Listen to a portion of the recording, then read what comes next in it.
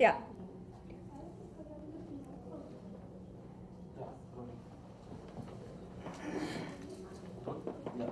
Sir congratulation, आपकी बहुत अच्छा आपने ट्रेलर बनाया, आप लोग ने बहुत अच्छा आपका काम दिखाई दे रहा है सर। फर्स्ट ऑफ ऑल आपके कैरेक्टर के बारे में हम जानना चाहेंगे सीरीज में, आपसे स्टार्ट कर देता हूँ। अच्छा, मेरे कैरेक्टर का नाम है दरबारी लाल और बड़ा ही इंटरेस्टिंग और दिलचस्प पात्र है ये एक्चुअली ब्रिटिश राज के उनके पुलिस फोर्स में काम करता है, एक हवलदार है और इसको काइंड ऑफ बोस की जिम्मेदारी सौंपी गई है। सुभाष चंद्र बोस कब क्या कर रहे हैं वही ये बस पता करना इसका काम है। उन सुभाष चंद्र बोस के पीछे ही ये अक्सर भाग रहा होता है, उनको कभी बहुत बार अरेस्ट करता है ये, और एक अलग किस्म का रिश्ता है दरबारी लाल का सुभाष चंद्र बोस से। मतलब विद टाइम ये वो कैरेक्टर है जो बोस को मिलता है जब कुछ 20-22 साल का होता है, फिर बोस के साथ इसका रिश्ता अगले 30-40 साल तक कैसा रहता है। तो बिकॉज ये अलग अलग स्टेजेस में लाइफ के बोस से टकराता है, तो वो आई थिंक वैसी भूमिका है इसकी बोस की ज़िंदगी में। उसके अलावा दरबारी लाल की पॉइंट ऑफ व्यू से आप कहानी सुनते भी हैं। Is also the narrator of the show, is the सूत्रधार, ही व्यूअर्स को वही पूरी स्टोरी सुना रहा है एक्चुअली सुभाष चंद्र बोस की। तो आप उसको एक 65 साल के गेटअप में भी देखेंगे कि वो 65 साल का हो गया है और अभी भी वो बोस का इंतज़ार कर रहा है शायद। पत्रिका, आपसे जानना चाहेंगे आपके कैरेक्टर के बारे में। तो बेसिकली मैं एक बंगाली लड़की का किरदार प्ले कर रही हूँ जो बहुत ही एलीट क्लास से है और काफ़ी रिबेलियस है, और इसलिए she sees that same rebellious trick on boss and she believes in his thinking process. तो इतना ही कैरेक्टर है मेरा। लॉर्ड, आपसे जानना चाहेंगे आपके character, something say about your character in Bose. तो मेरा कैरेक्टर का नाम स्टैनली एलन है और वो उसका फ्रस्ट्रेशन, उसका एग्जास्परेशन वही है जिसका ब्रिटिश राज का था। And he was obsessed with Bose, and he was the police commissioner of Calcutta in the series, and his main job was to find out, where is Bose, what's he doing, keep track of him, and वो करते करते उसको obsession लग गया Bose के साथ, और शायद थोड़ा सा प्यार भी because obsession, वो दुश्मन था लेकिन दुश्मन के साथ और कुछ हो सकता है, और कई टाइम कई अलग अलग टाइम पीरियड्स है जिसमें उसका रिलेशनशिप डेवलप करते हैं, and so interesting things happen between any time Stanley and Bose interact, and when Bose isn't there, I think it's kind of लंबाई जुदाई kind of feeling. कुछ और ही कैरेक्टर लग रहा है मुझे क्योंकि स्टैनली का कैरेक्टर कुछ और ही लग रहा है। नहीं because like Bose के when अगर Bose नहीं होता तो स्टैनली को क्या करना है, उसकी जिंदगी है, उसका काम है, उसका सब कुछ Bose ही है। और दरबारी लाल, हाँ, दरबारी लाल भी है, ठीक है। So I think Bose was such an enigmatic character, and I presume in real life also he was so enigmatic that people kind of got attracted towards him. As you can see, three of us have been in love with Bose. Yeah. It's like that. All three characters, all three of us, our characters in the film, have are just just in his persona, what he represents, who he is so magnetic to us. I mean, we're trying to catch him, but still, I mean, not Nandini, but both of us, Stanley and Darbari Lal, they're trying to catch him, but still there's a, they admire him, they respect him for whatever he's doing. Yeah. So that sense is there, though he's an enemy for British Raj. जैसा कि नवीन देखा गया है, दरबारी लाल जो ऐसा character है जो बोस के बहुत रिलेट, बहुत कनेक्टेड है, जो तो आपने कुछ बोस के बारे में कुछ आपने होमवर्क किया था कुछ? देखो वैसे दरबारी लाल फिक्टिशियस कैरेक्टर है, मुझे वो इतिहास में नहीं एग्जिस्ट करता है, तो मेरे ऐसा कुछ नहीं था कि मुझे इसी तरीके से प्ले करना है वो, क्योंकि वो रह चुका है, so I have to follow certain things. मैंने तो ज़्यादातर डायरेक्टर और राइटर को ही फॉलो किया। मुझे लगता है कि it was a very well researched. very well researched, very well written character. तो I in fact feel very lucky कि जब आप देखेंगे तो आपको दिखेगा कि दरबारी लाल के कैरेक्टर में काफ़ी शेड्स हैं, वो लॉयल है ब्रिटिश राज को, बट वो उसकी कैसा रिलेशनशिप है बोस के साथ, वो जगह जगह पे आप देखेंगे तो वो स्क्रिप्ट से ही मुझे मिला। उसकी जो भाषा है, उसके जो शब्द हैं, मुझे ऐसा लगता है सबसे इंटरेस्टिंग लाइंस दरबारी लाल को मिली हैं कहानी में। कुछ लाइन, एक दो लाइन? नहीं, मुझे सेट पे भी याद नहीं होती थी, तो अभी तो बहुत ही मुश्किल से मैं बोल पाऊंगा। कोई लाइन जो आपको याद नहीं हो इतनी मुश्किल से? नहीं, अभी सेकंड ट्रेलर में मेरी एक लाइन आती है ना, वो कहता है कि बोस बाबू बहुत सारा चीज केवल हम लोग को परेशान करने के लिए करते हैं।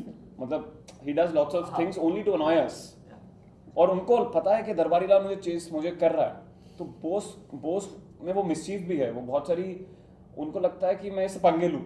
आप ऐसा भी देखेंगे सुभाष चंद्र बोस का, आप ये ट्रेड देखेंगे कि वो दरबारी लाल को कैसे उल्लू बनाता रहता है बार बार, तो ऐसा है। पत्र लेखा आप तो हंसते खेलते दिखाई दे रही हैं, और ये नेताजी के बारे में एक सीरीज बन रही है, वहाँ पे बहुत सीरियस होना पड़ता होगा आई थिंक, तो आप कुछ शेयर करना चाहेंगे वहाँ पे सेटअप पे क्या होता था, कैसा इमोशंस, कुछ ऐसी माहौल?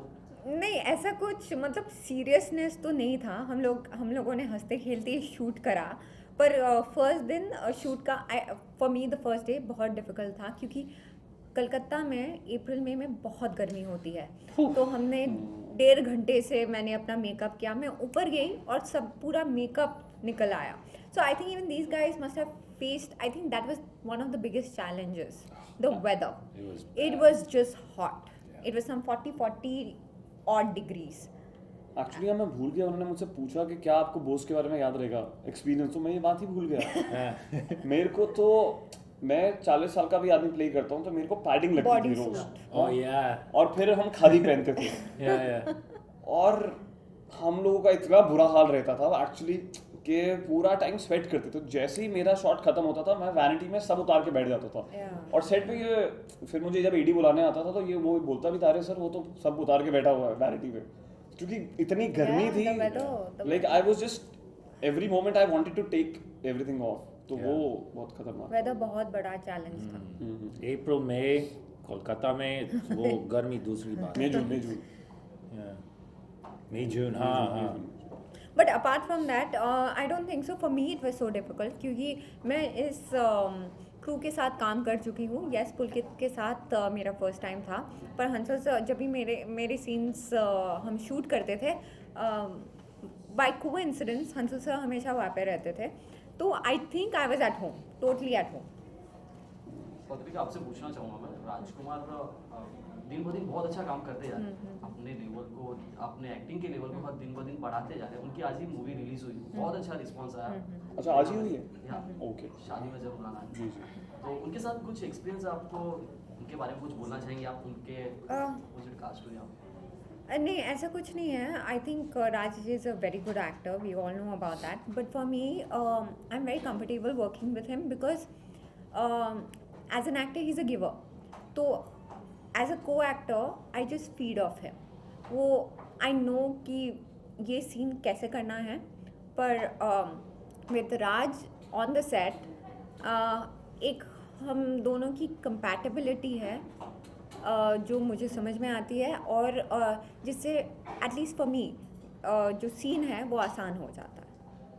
एडवर्ड, आपसे पूछना चाहूँगा मैं, आप इसके पहले, आप ये सीरीज के पहले आप बोस को जानते थे, बोस के बारे में जानते थे, जो इंडिया के बहुत बड़े लीजेंड, बहुत इनकी अलग ही एक मिसाल है दी जाती है इंडिया में, आप जानते थे?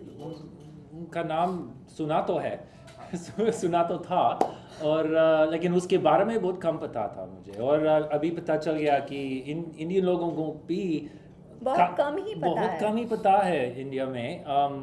गांधी जी के बारे में सबको पता है, लेकिन आजकल आई थिंक नेताजी की कहानी निकल रहे हैं a lot more than before, and so certainly as someone who comes from outside of India, You know, I'd heard more about Gandhiji and you know, and Satyagraha and his you know, and his methods and his part in history.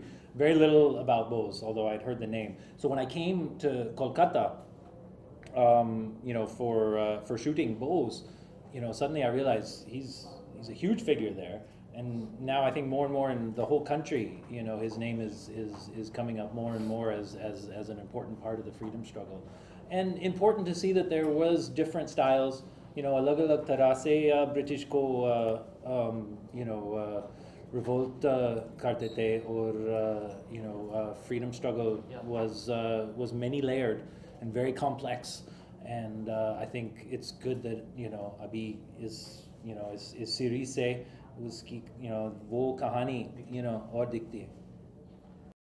नवीन, आपसे पूछना चाहूँगा मैं, जैसा कि बोस का character आप जो दिखाया हुआ है बहुत अच्छी तरह दिखाया, सब कुछ सब समझ में आता है. कैरेक्टर जो नाम है, टाइटल हम थोड़ा कंफ्यूज करता है व्यूअर्स को. बोस डेड और अलाइव. डेड और अलाइव, अच्छा. उसके बारे में मुझे पता है. एक्चुअली कहानी ना शुरू होती है 1945 से, इसलिए ये उनकी जर्नी तो हम दिखा ही रहे हैं, बट ये शो का जॉनर मेरे हिसाब से मिस्ट्री है, यू नो, क्योंकि और थ्रिलर की तरह ट्रीट किया गया है, क्योंकि हम बेसिकली ये फिगर आउट करने की कोशिश कर रहे हैं, मेरा और स्टैनली का कैरेक्टर भी, कि बोस जिंदा हैं या नहीं हैं.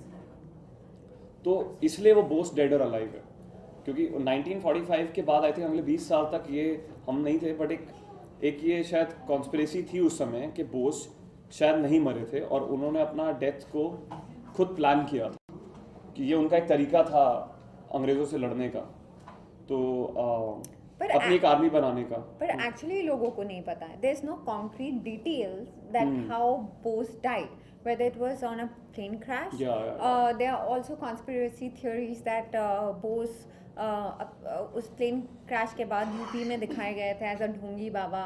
तो ऐसे बहुत सारे कॉन्स्पिरेसीज है actually what has happened to Bose. So I think this web series kind of tries to reflect that also in a show. Actually उसी बारे में है कि और जो बड़ी जैसे अभी भी हमें ये इंट्रीग करती है ना ये चीज़, कि हम लोग हमेशा सुनते हैं, तो आप कहानी में एक्चुअली देखोगे Bose actually real life hero थे. उन्होंने जो किया, जो प्लान किया, वो डेथ एक्चुअली अपनी प्लान की या नहीं की, वो एक्चुअली चले गए या वो एक्चुअली अगले 20 साल तक जिंदा थे, तो उनका. And that's why it's called dead और अलाइव. डेड और अलाइव. तो सीरीज में हमें मिस्ट्री सॉल्व दिखेगी. ये तो आपको सीरीज ही देखना पड़ेगा. सब हम यहाँ पे बता देंगे तो आप देखोगे कैसे. व्यूअर्स को कुछ आप बोलना चाहेंगे आप? Yes, 20th November, Bose streams online on Alt Balaji app. Please download the app. Please watch this. Thank you so much.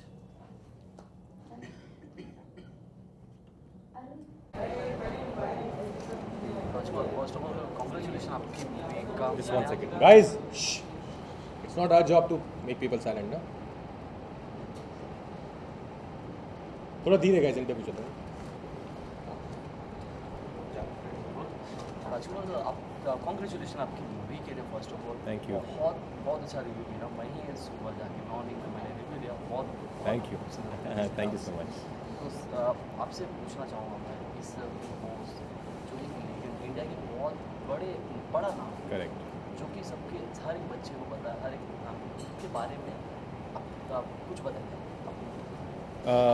देखिए, अच्छा ये है कि हम सबको पता है, बस हम सबको बहुत ही कम चीज़ें पता है उनकी ज़िंदगी के बारे में. ज़्यादातर हमको पता है INA उन्होंने फॉर्म किया था, या फिर उनका एक मिस्टीरियस डिसअपीयरेंस था प्लेन क्रैश में. उसके अलावा उनकी ज़िंदगी के बारे में हमें नहीं पता है, उनकी आइडियोलॉजीज़ क्या थी इनके बारे में हमें नहीं पता है.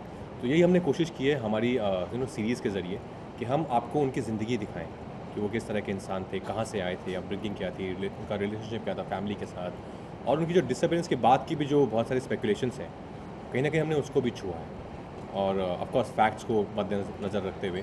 तो उस लिहाज से आई थिंक बोस एक बहुत इंपॉर्टेंट सीरीज़ है, क्योंकि जैसा आपने कहा कि नेशनल हीरो हैं, इतने सेलिब्रेटेड हीरो हैं, हम सब उन्हें बेहद प्यार करते हैं, तो उनकी ज़िंदगी के बारे में जानना बहुत ज़रूरी है. सर, आपसे जानना चाहूँगा सर, बोस सर के बारे में कुछ प्रोड्यूस करना या कुछ उनके बारे में फिल्माना कितना मुश्किल था? मुश्किल से ज़्यादा एक चुनौती होती है, चैलेंज है कि आपको एक ऐसे लीडर जिन्होंने मतलब हमारे एक आज़ाद हिंदुस्तान के निर्माण में इनका बहुत बड़ा हाथ था, ऐसे शख्स के बारे में एक सीरीज़ बनाना वो अपने आप में एक ज़िम्मेदारी है, और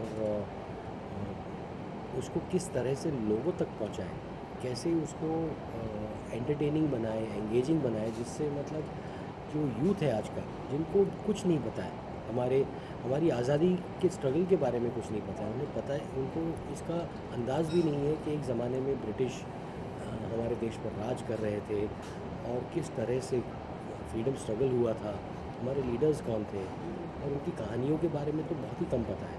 तो वो एक एंटरटेनिंग तरीके से, जिसे हम यंग ऑडियंस को हम इस फ्रीडम स्ट्रगल और बोस की कहानी तक पर हम लुभा सकें, वो मतलब सबसे बड़ा चैलेंज था। सर आपसे पूछना चाहूँगा, कितना मुश्किल था इस सीरीज़ को डायरेक्ट करना? मुश्किल ज़रूर था, क्योंकि अगर आप 2017 में रह रहे हैं और 1918 से लेकर 1945 तक की चीज़ें आपको दिखानी है, सो मुश्किल ज़रूर था वो समय क्रिएट करना और ऑथेंटिकली क्रिएट करना, ताकि लोगों तक वो बात पहुंच पाए सही तरीके से, जो कहानी कहने की हम कोशिश कर रहे हैं वो पहुंच पाए सही तरीके से। तो मुश्किल था, बट मज़ेदार भी था और काफ़ी मज़ा आया।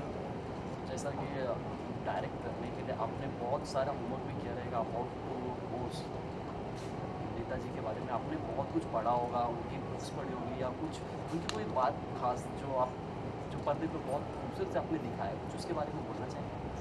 पढ़ाई मैंने की थी नेताजी के बारे में, बहुत सारी किताबें पढ़ी थी मैंने, कुछ डॉक्यूमेंट्रीज़ देखे थे मैंने, और जो रिसर्च मटेरियल हम लोग को मिला था जो डेवलपमेंट टीम है उनकी तरफ से, वो काफ़ी स्ट्रॉन्ग था। तो काफ़ी इंटरेस्टिंग उनकी लाइफ थी, और हमने भी कोशिश की कि उसको उसी कहानी को, उसी रिसर्च को कितने सही तरीके से हम पहुंचा पाएँ, और उनकी पूरी लाइफ ही मेरे लिए इंटरेस्टिंग थी। तो मुझे कोई खास बात तो उनकी नहीं लगती कि कोई खास बात उनकी काफ़ी इंटरेस्टिंग थी, मुझे उनकी पूरी जो आप अपनी लाइफ में रिलेट करते हैं, ऐसी कोई चीज़ उनकी वो बात जो आप हमेशा अपनी लाइफ में लेके चलना चाहेंगे? गलत का साथ नहीं देंगे, ये मैं रिलेट करता हूँ बोस की लाइफ से भी। गलत का साथ नहीं देंगे, जो कुछ करेंगे ईमानदारी से करेंगे, और जब तक नहीं होगा कोशिश करेंगे। राजकुमार सर, आपसे जानना चाहूँगा, आप तो मेन एक्ट करने वाले हैं नेताजी का, तो आपके लिए कितनी बड़ी अपॉर्चुनिटी ये, किस तरह, मतलब उसके बारे में क्या बोलेंगे सर? बहुत ही बड़ी अपॉर्चुनिटी थी मेरे लिए ये। आई थिंक मैं अपने आप को बहुत ही लकी मानता हूँ, फॉर्चुनेट मानता हूँ कि मेरे पास ये सीरीज़ आई और मुझे नेताजी का किरदार निभाने का मौका मिला। बिकॉज बहुत कम एक्टर्स होते हैं जिनको इतने खूबसूरत किरदार निभाने का मौका मिलता है अपने करियर में, and that too at such a young age. So I feel very blessed, और मुझे पता था कि मेहनत बहुत चाहिए इसके लिए, बिकॉज मैं लगता नहीं हूँ नेताजी जैसा, पर उसके लिए ऑफकोर्स मेहनत हमने की, सब ने की मिल, और हमने जैसे पुलकित ने कहा कि जितना ऑथेंटिसिटी से हम उसको बना सकते थे, सिंसेरिटी से, ईमानदारी से, हमने वो कोशिश की है। और आई थिंक मुझे पूरा यकीन है कि लोगों तक वो सिंसेरिटी हमारी जो है वो पहुँचेगी और उनको दिखेगा। जैसा कि मैं आपको इंस्टाग्राम पे फॉलो करता हूँ, आपने रिसेंट में एक वीडियो डाला, बहुत खूबसूरत वीडियो आपने डाला, तो उसमें हमने बहुत कुछ देखा, आपको कुछ ट्रांसपोर्शन भी करना पड़ा कि अबाउट चपड़ा कुछ, उसके बाद फेस के लिए अबाउट हेयर, उसके बारे में क्या बोलेंगे सर? क्योंकि जब मुझे किरदार दिया गया, मुझे जब ये हुआ कि मुझे नेताजी की ज़िंदगी जीनी है पर्दे पर, तो मुझे पता था कि मैं ऐसा नहीं लगता हूँ, तो मुझे बहुत मेहनत करनी पड़ेगी। तो उसके लिए मैंने कुछ 12-13 किलो वज़न बढ़ाया, जिसमें हंसा सर ने मेरा पूरा साथ दिया मिठाइयाँ खाने में। और कलकत्ता में थे तो थोड़ा आसान था, वहाँ कमाल की मिठाइयाँ मिलती हैं। और फिर मैंने अपना आधा सर मुंडवाया, shave my head half, because वो चाहिए था, क्योंकि नेताजी का एक पर्टिकुलर लुक है जो हम सबको पता है, हम सबके जहन में है। तो मैं कुछ नकलीपन यूज़ नहीं करना चाहता था, मैं प्रोस्थेटिक यूज़ नहीं करना चाहता था। तो आई थॉट कि अगर मैं उनकी ज़िंदगी को तभी जी पाऊँगा जब मैं खुद यकीन कर सकूँ कि हाँ, मैं नेताजी जैसा लग सकता हूँ और मैं वैसा दिख रहा हूँ। जैसे कि जब कलकत्ता में शूट था, वहाँ पे बहुत ज़्यादा गर्मी थी, अबाउट 40 to Yes, 45, उस कंडीशन में शूट करना बहुत गर्मी थी यार, मतलब बहुत चैलेंजिंग था, of course, no doubt. Transformation, makeup and नहीं ऑफकोर्स बहुत ज़्यादा, बहुत भयंकर गर्मी थी और काफ़ी हमें मुश्किलों का सामना करना पड़ा। पर क्योंकि हम सबके पास इतनी सुंदर कहानी थी, हम सब बहुत पैशनेट थे बनाने के लिए इस कहानी को एक तरीके से, तो हम लोगों ने ऑफकोर्स गर्मी थी, बट वो तो थी, हमने एक्सेप्ट कर लिया था कुछ दिन के बाद कि ये तो है ही, ये तो बदलने वाला नहीं है, तो इसको एक्सेप्ट कर लो एंड देन मूव ऑन। जैसा कि डॉक्यूमेंट्री फिल्मिंग आप कर रहे हैं सब, इसमें सेटअप में कोई फन मस्ती कुछ होती थी कि बस काम से काम, ऐसा कुछ? फ़न मतलब ऑफकोर्स हमने अपनी हिस्से की मस्ती की, ऐसा नहीं कि हम सीरियस मुंह बना के सिर्फ काम करते रहते थे। जब काम करते थे ऑफकोर्स कैमरा के सामने, तब सब लोग बहुत सीरियस थे, हम लोग बहुत डिटेलिंग का ध्यान रख रहे थे कैसे क्या करना है, बिकॉज पीरियड ड्रामा है और एक रियल लाइफ कैरेक्टर है, तो एक जिम्मेदारी का एहसास हम सबको था। और उसके अलावा आई थिंक हम लोगों ने काफ़ी कंट्रीज़ में शूट किया और हर कंट्री का अपना एक अलग एक्सपीरियंस रहा। तो अपने शेयर का we had our share of fun. Sir आपसे जानना चाहूँगा मैं, राजकुमार के साथ आपको काम करके कैसा लगा? फर्स्ट ऑफ ऑल क्यों मैं पूछ रहा हूँ, क्योंकि राजकुमार एक ऐसे एक्टर हैं जो बहुत ही तेज़ी से आगे बढ़ रहे हैं अपने काम को लेके, अपनी काबिलियत को दिखा रहे, सबके सामने प्रेजेंट कर रहे हैं बैक टू बैक। तो इनके बारे में क्या बोलना चाहिए सर? यही राजकुमार के साथ अब काम करते हुए 7 साल हो गए। राज 7 साल हो गए। 7 साल हो गए। 7वीं एनिवर्सरी हमने अक्टूबर 18 को मनाई थी, जब हमने शाहिद रिलीज़ की थी। तो कई सालों से हम काम कर रहे हैं और मैं मानता हूँ कि राजकुमार जैसा इस जनरेशन में कोई दूसरा एक्टर है नहीं। और मेरी खुशकिस्मती है कि मैं ऐसे दौर में फिल्में बना रहा हूँ, ऐसे दौर में काम कर रहा हूँ, कहानियाँ कह रहा हूँ, जिस दौर में राजकुमार जैसा एक्टर है हमारे पास। तो बस मैं अपने आप को बड़ा ब्लेस्ड और खुशकिस्मत महसूस करता हूँ। Thank you sir. उनकी मैं आपसे जानना चाहूँगा कि इन इंडिया आप अगर डॉक्यूमेंट्री बननी तो सर आपने बोस को ही क्यों चुना? डॉक्यूमेंट्री नहीं, आप इसको डॉक्यूमेंट्री ना बोलिए। अबाउट एनी सीरीज बहुत से डिगेंस हैं हमारे इंडिया में लगभग, तो आपने बोस को ही क्यों चुना? नहीं, बोस को मैंने नहीं चुना, बोस ने मुझे चुना, तो मैंने बोस को नहीं चुना था। ये स्क्रिप्ट एकता कपूर ने कॉन्सेप्ट लिखा था और उनके थ्रू हंस सर आए, हंस सर मुझे लेकर आए, तो बोस पहले कॉन्सेप्टाइज हुआ था, उसके बाद में हम बोर्ड आया था। तो उसके बारे में आपने फिर उसके बाद होमवर्क्स किए, उसके बारे में हाँ, जाना समझा, बिल्कुल।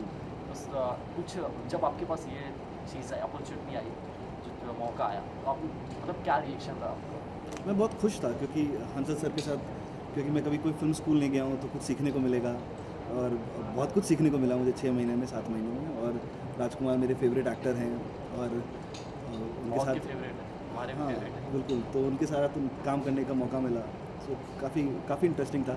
और जो रिएक्शन मेरा वही था कि शायद ये ज़िंदगी का सबसे अच्छा मौका मिला।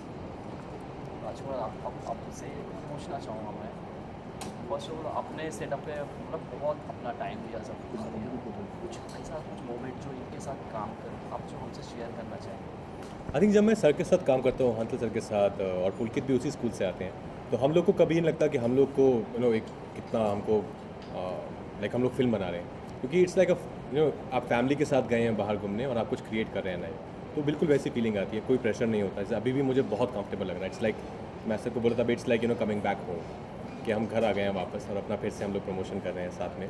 तो आई थिंक तो मुझे दोनों के साथ काम करके बहुत मज़ा आया। तो पुलकित में के अंदर मैं कहीं ना कहीं हंस सर की छवि देखता हूँ, जिससे वो डायरेक्ट करते हैं, वो एक्टर्स पे ट्रस्ट करते हैं, उनको फ्रीडम देते हैं, और एक बाउंडेशन नहीं है कि मुझे ऐसा ही चाहिए। कुछ होता है, कुछ डायरेक्टर्स होते हैं जो रिजिड होते हैं, उनका अपना प्रोसेस है, पर पुलकित क्योंकि वो ओवरऑल देखते हैं कि सीरीज़ कैसी बन रही है, कैसे शेप हो रही है, तो उनका विजन काफ़ी क्लियर है। लास्ट क्वेश्चन आपसे, क्या इस मूवी में या सीरीज में हमें कुछ अलग देखने मिलेगा या सेम टू सेम जो रियल स्टोरी थी बस बहुत अलग मिलेगा। आई थिंक उसका आंसर हमने ट्रेलर में दिया है। आप हमने जो ट्रेलर आया कल हमारा, आप ट्रेलर जाके देखिए, आपको समझ आएगा हम क्या कह रहे हैं और कैसे ये अलग होने वाला है। इस लेवल पे इस तरीके की वेब सीरीज़ हिंदुस्तान में आज तक नहीं बनाई गई है, और यही हमें कमेंट्स मिल रहे हैं हमारे ट्रेलर के बाद। और ऐसी ज़िंदगी, ऐसे इंसान की ज़िंदगी जो, जैसे मैंने पहले कहा कि हम बहुत कुछ नहीं जानते हैं, तो उनकी ज़िंदगी को जानना बेहद ज़रूरी है। तो इस लिहाज से भी ये बहुत अलग है। आपसे सर एक लास्ट क्वेश्चन आपसे करना चाहूँगा सर। टाइटल जो है, टाइटल कुछ लोगों को कंफ्यूज करता है, वो डेट अलाउड सर, उसके बारे में क्या बोलेंगे सर? देखिए, टाइटल के साथ टैगलाइन है the man, the legend, the mystery. तो हमने तीनों चीज़ की कोशिश की है कि जो एक है नेताजी के बारे में धारणा है कि कितने महान थे, उनकी महानता, उनकी इंसानियत, और उनके 1945 के बाद प्लेन क्रैश के बाद जो सारी थियोरीज़ आज तक आ रही है, जो फाइल्स डिक्लासिफाई हुई है, उन थियोरीज़ को हमने एक पिक्टोरियल रूप देने की कोशिश की, एक सिनेमैटिक रूप दिखाने की कोशिश की है। तो ये मतलब आपको इस सीरीज़ में थ्रिलर देखने मिलेगा। एक थ्रिलर है, एक मिस्ट्री है और एक ड्रामा है। तो बहुत ही एंटरटेनिंग फॉर्म में आपको एक हिस्टोरिकल ड्रामा देखने मिलेगा। राजकुमार कोई बोस की कोई बात, कोई चीज़ जो आप अपने पास हमेशा ज़िंदगी भर लाइफ टाइम रखना चाहिए? आई थिंक सेल्फलेस लव, कि आप जो भी करते हो, जिस चीज़ से आपको प्यार है, उनको अपने देश से प्यार, हिंदुस्तान की आज़ादी के पीछे वो पागल थे, और सेल्फलेस लव था उनका। उन्होंने कभी नहीं सोचा कि उनके साथ क्या होगा। उन्होंने ऐसी ऐसी चीज़ें की हैं जो उस टाइम में इमेजिन करना मुश्किल था, कि इतना ट्रैवल करके अपनी एक आर्मी फॉर्म करना, और पूरी अंग्रेज़ सरकार उनसे उनके खौफ में थी, उनसे खौफ खाती थी। तो एक आदमी जो अकेला रह के इतना कुछ कर सकता है, तो आई थिंक अगर आप उनका जो एक सॉन्ग भी है, যদি তোমার ডাক শুনে কেউ না আসে তবে একলা চলো রে, कि अगर कोई साथ में नहीं आ रहा है आप अकेले चलो, लेकिन चलो ज़रूर। व्यूअर्स को कुछ बोलना चाहेंगे आप इस सीरीज़ के बारे में कुछ? आई थिंक वही तब से मैं काफ़ी टाइम से हम लोग वही कहने की कोशिश करें कि इस तरह से हिंदुस्तान में पहली ऐसी वेब सीरीज़ है जो इस लेवल पे आई है, और इससे पहले हिंदुस्तान में इतनी बड़ी वेब सीरीज़ और इस तरीके से कही गई वेब सीरीज़ नहीं आई है। एक बहुत ही स्ट्रॉन्ग कंटेंट है इसका, एक बहुत ही इंपॉर्टेंट कहानी है, और एक ऐसे इंसान के बारे में है जिनसे हम सब बहुत प्यार करते हैं पर शायद जानते बहुत कम हैं। Thank you so much. Thank you.